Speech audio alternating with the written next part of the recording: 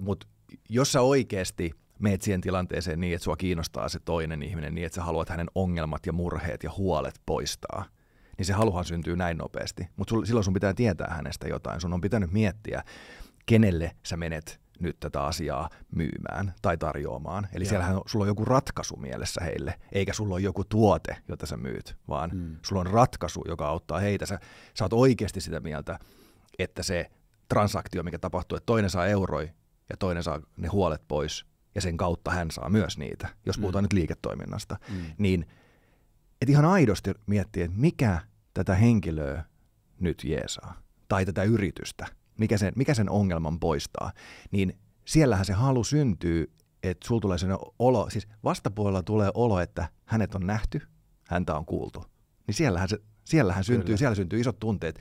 Tuolla paikassa syntyy rakkauden tunteet, siellä syntyy pelon tunteet, siellä syntyy kaikkia näitä.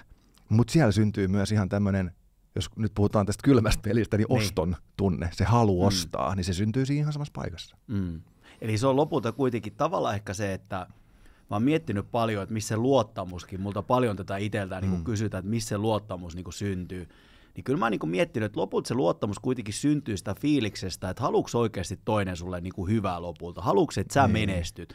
Vai onko siellä enemmän, tiedätkö, semmoinen tulokulma, että mitä minä, niin kuin tämä vanha, tiedätkö, myynnin, menneen ajan myynnin, niin kuin mitä vastaan mä taistelen päivä kerrallaan, että niin kuin mitä minä tästä saan tästä dialogista nyt niin kuin myyjänä, saanko mä rahaa kauppaa, ja kyllähän sen aistii, jokainen ihminen se aistii.